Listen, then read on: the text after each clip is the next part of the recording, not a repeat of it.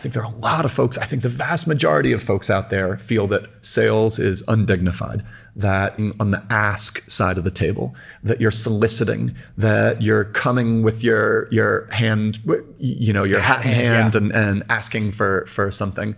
And I don't see it that way. I see it as the thrill of the chase. And I think you need to see it that way to be an entrepreneur or a small business owner.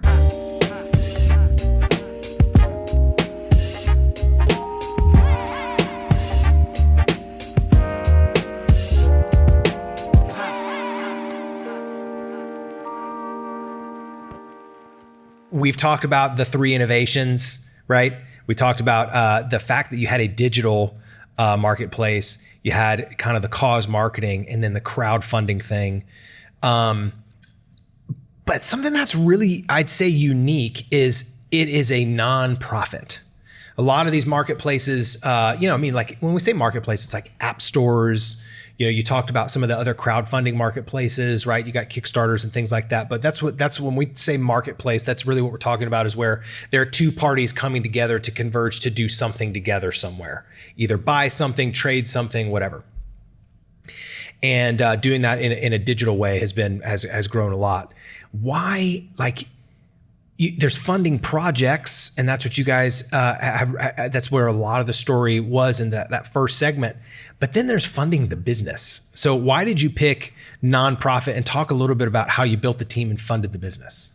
I think the reason why we needed to be a nonprofit instead of a for-profit, and when DonorsChoose grew and started to generate serious earned revenue and was the equivalent of a highly profitable charity, plenty of people asked if we would consider converting to a for-profit, or why we were not a for-profit. But we wanted to be a nonprofit from the beginning, and we're committed to being a nonprofit because we want to do something that to a lot of investors doesn't make economic sense. And that is to be the place for a teacher in a low-income community to be discovered by donors whom they'd never met, and to channel the overwhelming majority of dollars flowing through our site to public schools in low-income communities. If we were out trying to strictly unlock venture funding to be the most profitable company possible, we probably should focus on being the wallet through which a middle upper income parent donates to their own kid's classroom. Gravitate towards the affluence. Exactly. That's what we would almost feel a shareholder obligation to gravitate toward if we were a business, a for-profit, because it makes more financial sense to target that market. There are reasons even beyond unlocking revenue and sort of size of addressable market. There's also a major cost involved in being the means for teachers in low-income communities to get discovered. If you are an upper income parent donating to your own kid's classroom, you don't actually need a whole lot of integrity controls, because you can see when you drop your kid off at school that when you donated $10 toward a projector, they really did buy a projector, and there it is in the classroom being well used. And in that context, the mechanism that you're using to donate can probably just be a cash pass-through. It could probably just deposit money into the teacher's personal bank account, and we can trust that things happened as promised because the parent can actually, monitor the projector the next day. Self-policing. But in our case, when we're talking about strangers giving to classrooms where they've never set foot, we need a whole host of integrity controls. We vet and authenticate each teacher's project request before it's posted to the public site. We email follow-up questions to the teacher. We do fact checking. Only then does the project see the light of day. When the teacher's project is funded, we do not pass through cash to the teacher and just trust that things are going to happen as promised. We purchase the resources and have them delivered to the classroom. So even if it is therapeutic horseback riding for 3 students with disabilities, we are paying the horseback riding stable, which is providing that service to those 3 students. If it's a field trip, we're paying the bus, we're paying the museum. If it's butterfly cocoons, we're paying for butterfly cocoons to be shipped to the right classroom. Once the butterfly cocoons were shipped to the DonorsChoose office, and a whole lot of butterflies hatched. And that was actually grosser and dirtier than you think. It evokes, magical, fantastical fairy tale butterflies flying all around. Actually, like butterfly cocoons are like kind of dirty. Yeah.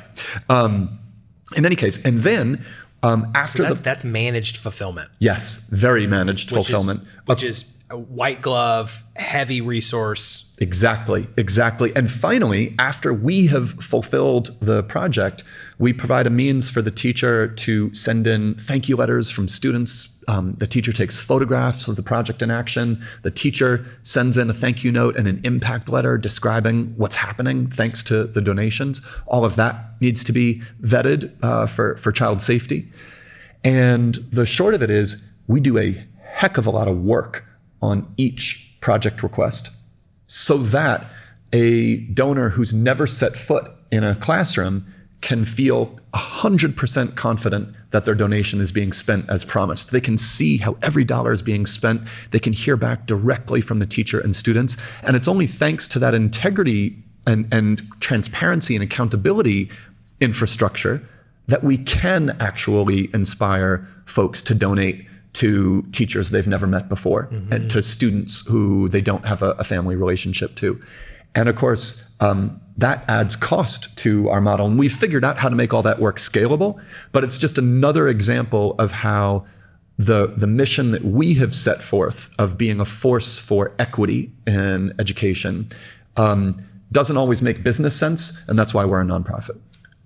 Which is, that's a powerful message. And the managed fulfillment, I think, provides a security. And I think it also, that experience that you just described is probably a really great invitation for people to, not only teachers to post again, but also and to think big. Yes. Because they're like, it's going to take a lot of time. I got to do all these things. That's right. I'm going to put bigger projects on, not the $50 for some markers for everybody. That's exactly right. But then on the donor side, for them to know, okay, I can trust the managed fulfillment. There's enough reputational equity with DonorsChoose that I kind of believe, and there's a security in giving online now that they can do that, and that there's a likelihood or an invitation for them to give again. It's super awesome. But you just said something. You were like, it's resource intensive. It takes a lot of work. There are people involved. It's white glove, like I had said. So that is the business of DonorsChoose. So how do you fund the business of DonorsChoose that happens to be a nonprofit? When someone gives to a classroom project request on our site, let's say, by the way, Chris, what would be the passion that you would express on DonorsChoose? Is it a particular book that you loved to read, or a sport you played in high school, or a hobby that you have, or a place, a town in America that you feel a lot of heart for? What would be your... I have a soft spot for musicians. Okay. Yeah. Okay. So kids trying and learning new musical skills. Okay. So if you did a search for Denver music project requests on our site, you'd probably have a few to choose from.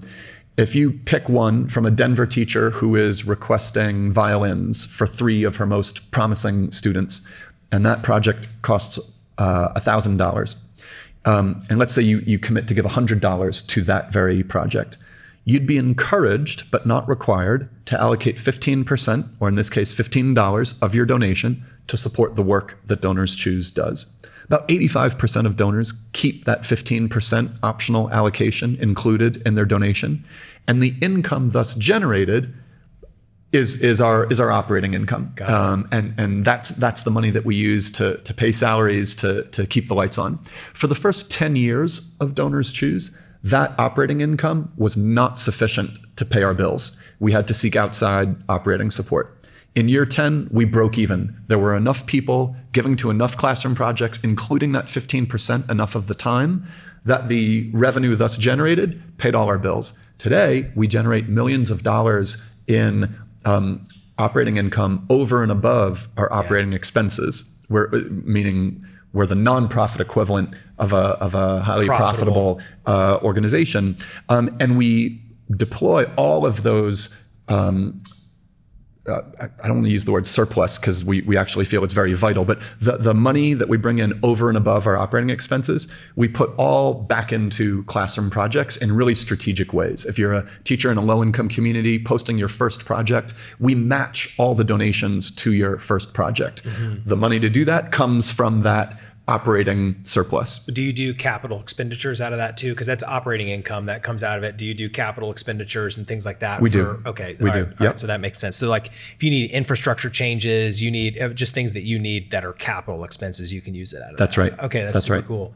So what did you do from, all the way up to year 10 before you broke even?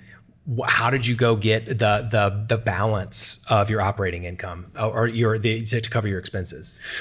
We did something that was very similar to what a tech startup might do, or even a business looking to grow. In year 5, we put together a plan for going national, for opening to all the public schools in America. Okay. And our commitment was, if we can get a $14 million infusion of operating capital, we'll be able to build the tech infrastructure, the people infrastructure, so that DonorsChoose can go national, so that we can open to all the public schools in the country. And when we do, there will be enough people giving to enough classroom projects, and including that 15% enough of the time, that DonorsChoose will break even before that $14 million runs out. And in fact, $6 million of that $14 million is still sitting in our bank account because we hit break even before that kind of Series A ran out.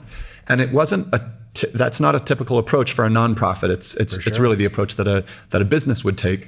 But I think it was a compelling proposition, and it sure gave us a sense of urgency of like, we got to get to break even before this $14 million infusion is spent out. All right, question popped in my mind. Were you teaching during this time?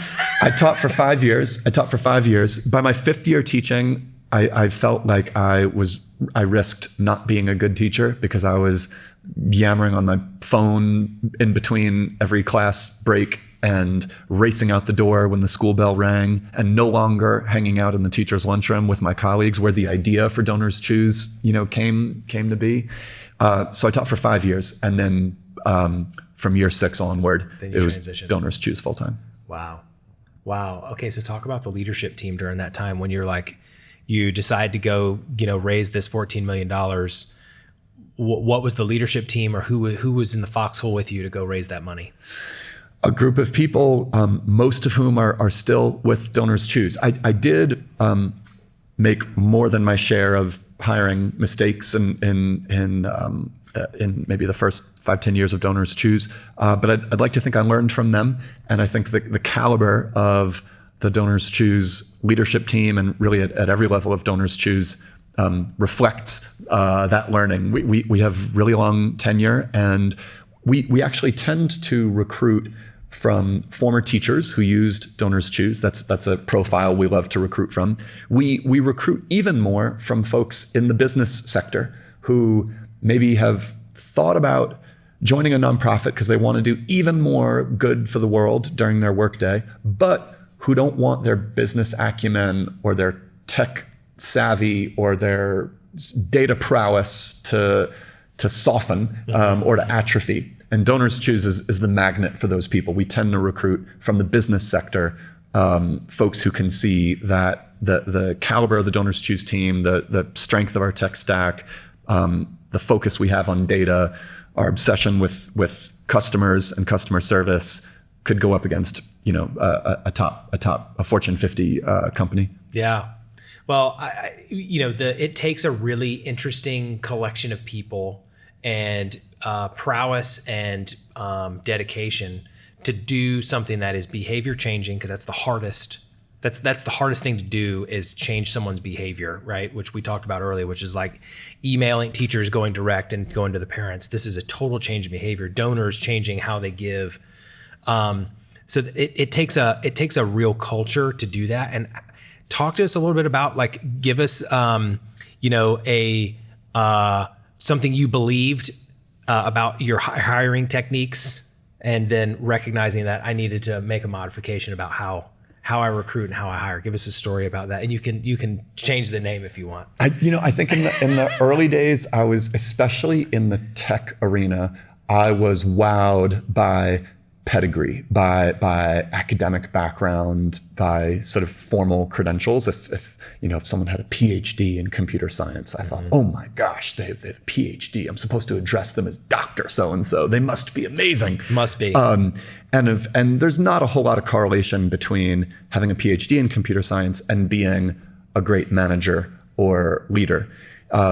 there might be a decently positive correlation between that academic background and being a good individual contributor, coder, maybe. But there might not be any correlation between that and being a great and leading people. That was a big learning for me. Another was that you appreciated education too. Yes. Right. So I could see how that's like, oh man, this person's committed. Yes.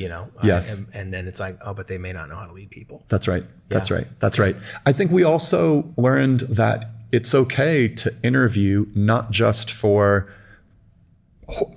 cognitive horsepower and inventiveness and work ethic, but to also interview for humility and to interview for an attitude of gratitude, which is something that we try and exemplify at DonorsChoose and our model as well as in our people. So that's the thing that I find really powerful is when businesses are values driven, and it's really easy, if you will, if you're a nonprofit to be like, hey, there's something we value, right? So, but there's something more there that I think you probably have done, especially with the gratitude thing. Talk to us about the values of DonorsChoose and how you sort of screen people with those values. I'll give you one example of an interview question that we sometimes ask. And the interview question is, who are you grateful for? About half of candidates immediately mention their mom and then can't name anybody else. And we think that the ability to rattle off the coach in high school who meant so much to you, the former boss you had at your last workplace who taught you this and that, the ability to rattle off people who you feel a sense of debt to is so indicative of the kind of person you want to work with. And not just an attitude of gratitude, but humility, thoughtfulness, ability to give credit where credit is due, lack of a sense of entitlement. It captures a lot, that question. And it's kind of wild how many people cannot go past their mom in who are you grateful for? That is a ridiculously insightful question. I love that one a lot. Can I steal that one? Totally. Okay. I like that one. I because instantly I'm sitting here thinking, how would I answer that question? There really is something to be said with knowing that it wasn't you that got you alone, your own, even though grit, effort, dedication, those things matter, and your values definitely get you somewhere, especially if you have achieved success. But the amount of people that helped you do what you did, helped instill those things in you, that helped refine those things in you, that helped foster those things around you, that helped create environments that you didn't even know that that's what they were doing, right? And that's the power of mentorship. That's the power of coaching, the power of all those things. It is so important to be able to go, that is happening for me and to me, and to be like, I appreciate it. That's right. That's right. It's a powerful thing. That's really insightful, because you just asked a question that showed what's in someone's heart really quickly. That's right. I'll give you one other interview question, not quite as fun as who are you grateful for, but we like to identify a learning, a passion for learning, for self-improvement. And one way to get at that, at the beginning of the interview, people usually say, walk me through your resume and, give me the voiceover of what you've been up to over the last 5 years, 10 years. And we'll say, hey, instead of walking us through what you've done over the last 5, 10 years on your resume, tell us what you've learned, one thing you've learned at each stage of your career. And most people cannot do that pivot. They have their stump speech about their career over the last 10 years, and they're not trying to come off of that at all. And so it's actually a fraction of people who are able to hear that you want them to do something different walking through their resume and actually pivot to saying, here's what I learned at each of the jobs I've had over the last few years. I mean, basically those two questions right there reveal someone's willingness to be vulnerable. Yes. And that says a lot about their willingness to connect and be somebody that you're like, I could get into the foxhole with that person, and we can go to, righteous war to go raise as much funds as we can for the people that we care about. I never thought of the common thread as a willingness to be vulnerable, but I think you nailed it.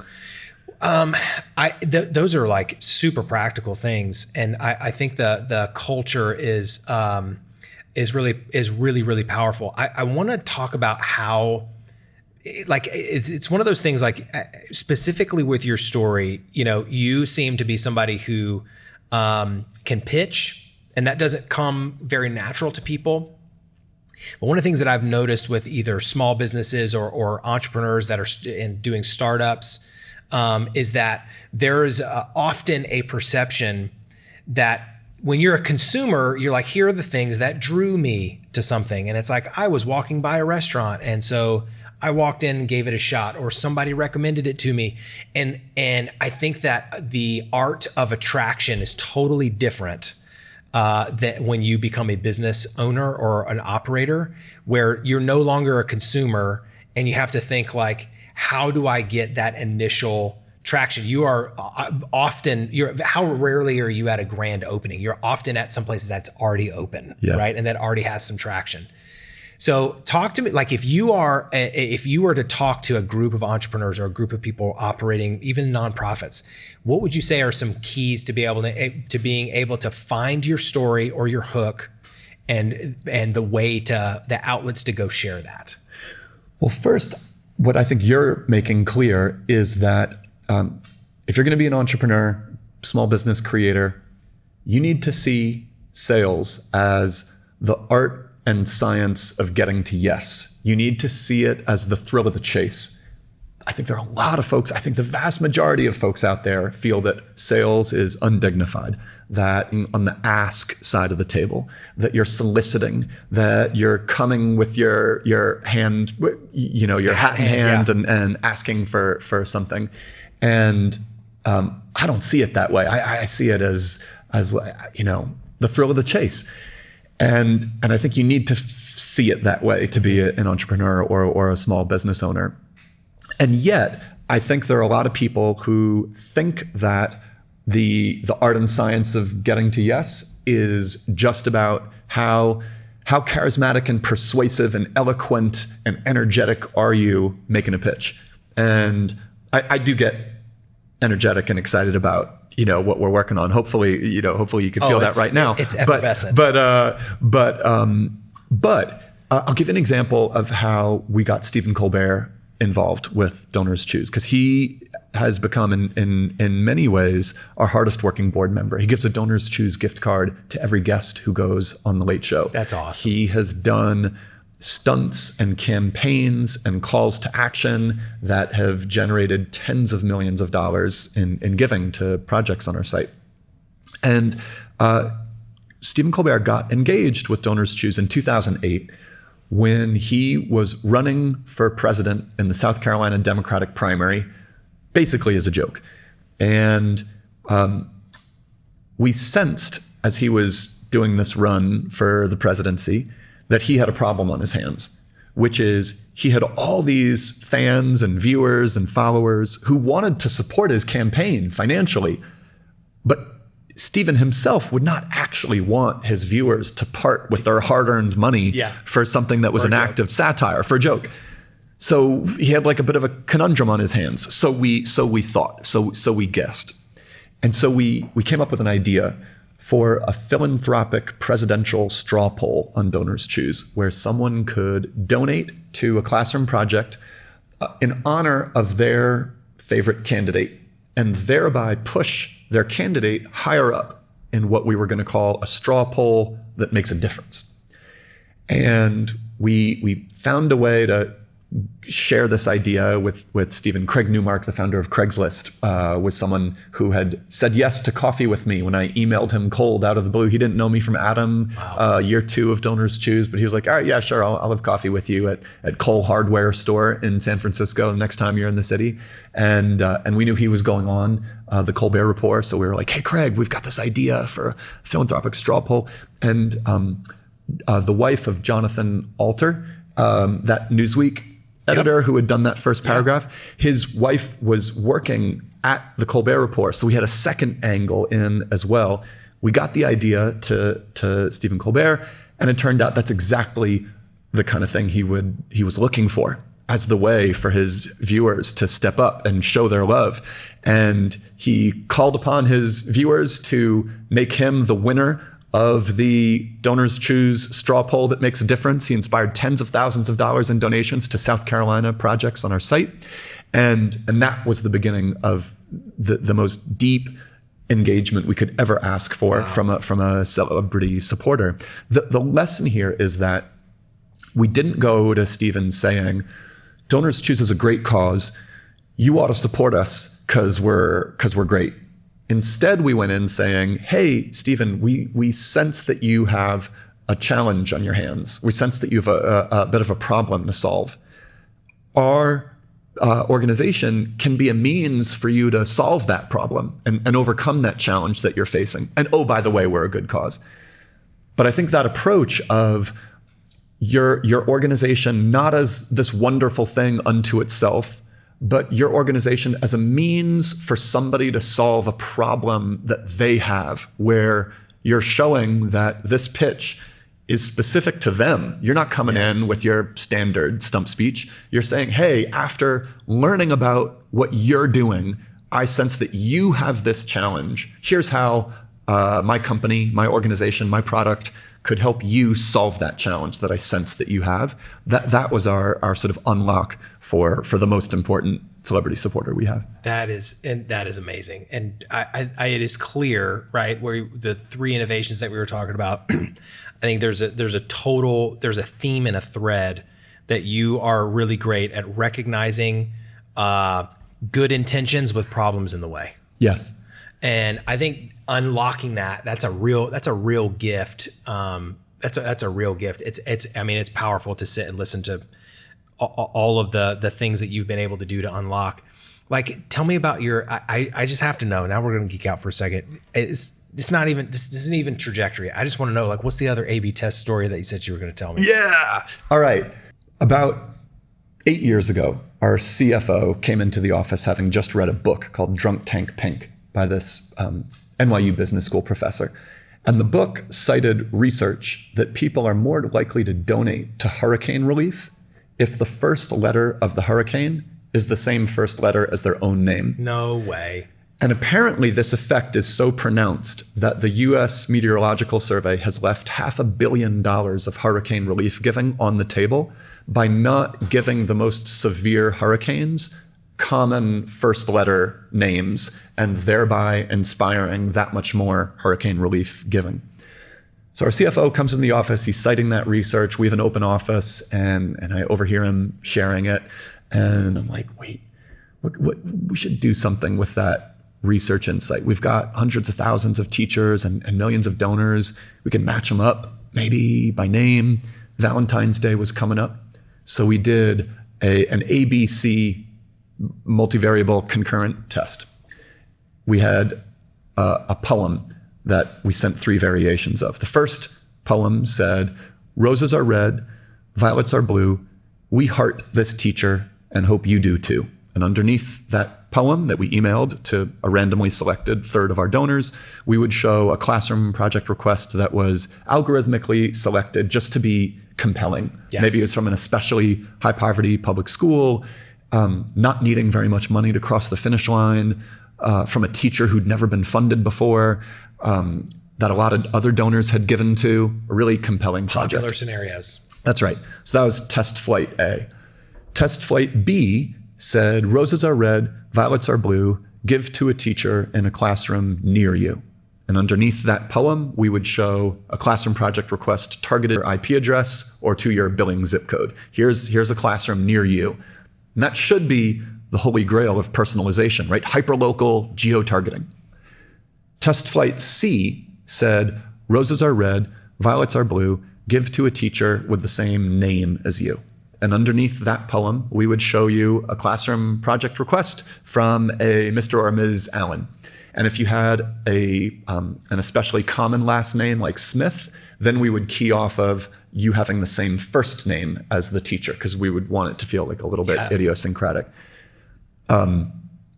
I wouldn't be telling you this story if it wasn't obvious which test flight proved most successful. Yeah, if there's 10 points to put in each bucket, how many points went in bucket 3? Yeah, exactly. You should put all of them in bucket 3 because there is something far more powerful than hyperlocal geotargeting, and it is name matching, which led to a far higher conversion rate than either test flight A or B. And one thing we further believe is that there's something even more powerful than name matching, which is birthday matching, right? You meet somebody at a party who shares your last name. You do a quick check to see if you're extended family. Okay, you're not, you're moving on, nothing more than a fun coincidence that you share the same last name. You meet someone at a party who shares your birthday, and you're like, oh my gosh, we are kindred. Totally. There's something, we may have been in the same hospital on the same day. Yeah. Exactly. We may share personality traits if you're into that kind of thing. And so we optionally invite teachers and donors to share their birthdays, and we believe that perhaps the single most effective system email that we send is to a donor on their birthday, where we say, hey, Chris, happy birthday, wishing you well. And just P.S., here's a classroom request from a teacher who shares your birthday, who's also celebrating their birthday today. And here's a $10 DonorsChoose gift code as a birthday present to you, Chris, that you might want to spend on this teacher's request who's also celebrating her birthday today. And you can imagine that there's a fair number of people who don't just spend that $10 gift code, but decide to add significantly to that donation. See, that's the thing. It's like, the gift cards is that second. There's 2 sales involved, right? There's the sale of the gift card, and there's the purchase, the person buying. And typically people that have the gift card spend X amount of dollars more, and like restaurant and retail, it's up to like 75% more on average. So like what do you recall, like what the average would be more that people would spend over the $10? Our general rule for gift card ROI is probably not quite as good as the restaurants you were just citing. What we tend to see is on a people basis, we see a discouragingly small number of people add their own money. But of that fraction who do, they tend to add so much of their own money that it does create a super positive ROI for the gift card distribution. So it's more like maybe 5% or even 1% are opening up their own wallets, but they open up. We had one donor who to date has given more than $1 million, who was acquired with a $10 DonorsChoose gift code. Man, that is amazing. Wow. On average, it's probably really high then. That's right. On a dollars basis, it's a very positive ROI. Well, that's really powerful. So, it seems to me that you definitely are, you recognize problems quickly and can recognize solutions that match people's interests. And that's that's definitely I don't know if that's learned or if it's a superpower or what, but it's really powerful. It's really powerful. It's been incredible to listen to your story. And to hear all of the things that you've been able to accomplish. I want to ask you some rapid fire questions and then ask you what's next for Charles Best, okay? Let's do it. All right. Question number 1, must-see spot in NYC that's off the tourist map. There is a broccoli rabe hoagie at a spot in Hunts Point, in a very industrial neighborhood of the South Bronx that I was taken to by a guy named Famous Fat Dave, who was a taxi driver for years for the purpose of asking every passenger in his taxi, what's your favorite place to eat? And he would just collect all of these tips, and he will take you to the Irish place in Queens that makes the best roast beef sandwich. He'll take you to the Spumoni place where they use like pistachios to create ice cream. He will take you to the place where you can get like a fried Twinkie. He will take you to the most interesting places. And actually, I think my 2 favorites were Jerk Shrimp, which was a stop off in the Bronx, and then a broccoli rabe hero, which was not like a sandwich for like vegans. It's like a grubby, delicious truck driver's version of a broccoli rabe hero. I love it. Do you still have this person's contact information? Famous Fat Dave. You can look him up. All right, that sounds good. So, would you describe yourself as a thinker or a doer? Doer. What are you most excited about? I'm excited about tacos in LA. Okay, foodie. All right, famous Fat Dave. Is that what his name was? That's right. That's right. And then what's a major adjustment that you're anticipating? I didn't get my driver's license until I was 22 because I grew up in New York City and I walked and took the subway everywhere. And so driving every day in LA is going to be kind of new for me. The 405. That's it. Mm-hmm. What was your favorite historical period to teach on? I loved the gold rush. I loved teaching on it and I loved researching it in college. Wow. Well, what's one historical figure that you'd want to have dinner with? I'm going to say Harry Truman because I read his bio and he just seemed like the most stand-up guy who people had low expectations of and who smashed those expectations. Man, that's awesome. All right, what's another entrepreneur that inspires you?